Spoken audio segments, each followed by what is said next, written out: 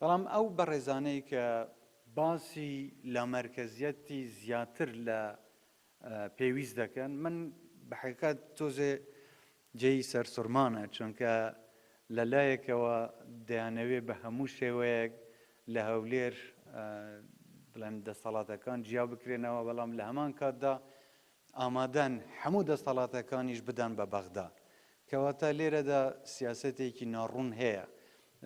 چۆن لێرە داوای لا مەرکەزیەت دەکرێت، بەڵام لەولاوە داوای مەرکەزیەتی حکوومەتی فدرالی دەکرێت. ئەمە خۆی پرسیارێکە هیوادارم کە خەڵک خۆی ئەم پرسیارە بکات و وەڵامەکەشی وەربگرێ. ئێمە لە هەرێمی کوردستان بەبێ فەرق و جیاوازی سەیری هەموو پارێزگاکان وەکو یەکەکەین و بە هیچ شێوەیەک لە مەرکەزیەت تەنیا بۆ پارێزگایەک نییە، بۆ هەموو پارێزگاکانە و بەم شێوەیە دەبێت کە لە پرۆژەی حکوومەت داهاتووە و بەردەوامیش دەبێن بۆ شۆڕکردنەوەی ئەم دەسەڵاتانە و گەیاندنی دەسەڵاتی زیاتریش بە حکوومەتە خۆماڵیەکان. کە ئەم شوێنانەی تورکیا ئێستا هێڕشی بۆ دەبا، هێڕش بۆ کێ دەبات؟ ئایا ئەو لایەنەی کە ئەو شوێنانە جێگیر بووە پێشێلی سیادەی عێراق یان هەرێمی کوردستانی نەکرد بوو؟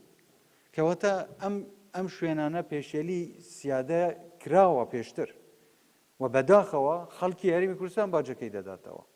ئەگەر لە ڕۆژی یەکەمەوە پێم وایە جەنابەت باسی هێزەکانی پەکەکەیەکەی کە تورکیا هێڕشی بۆ ئەوان هێناوە، ئەگەر لە ڕۆژی یەکەمەوە ئەوان ڕێزیان لە دەستهەڵاتی هەرێمی کوردستان و سیادەی هەرێمی کوردستان بگردبایە، تورکیا هیچ پێویست نەدەبووی ئێستا هێڕشی بۆ ببات و یان خەڵکی ئێمە بەداخەوە باجەکەی بدەن.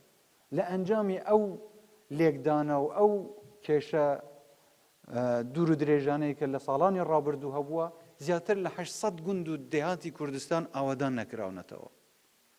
کەواتە کە باسی پێشێلکردنی سەروەری خاکی وڵاتێک دەکرێت، ئەبێت لە هەموو ڕۆیەکەوە سیر بکرێت لە زۆر شوێنەوە بەداخەوە، بەڵام ئەم پێشێلیە بەردەوام بۆ کراوە.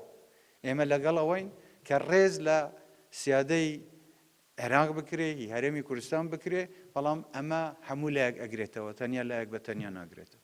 ڕێکەوتنمان لەگەڵ حکوومەتی فدرالی هەبووە بۆ ئەوەی کە جەیش و پێشمەرگە ئەم فەراغەی کە لە شوێنە داکۆکی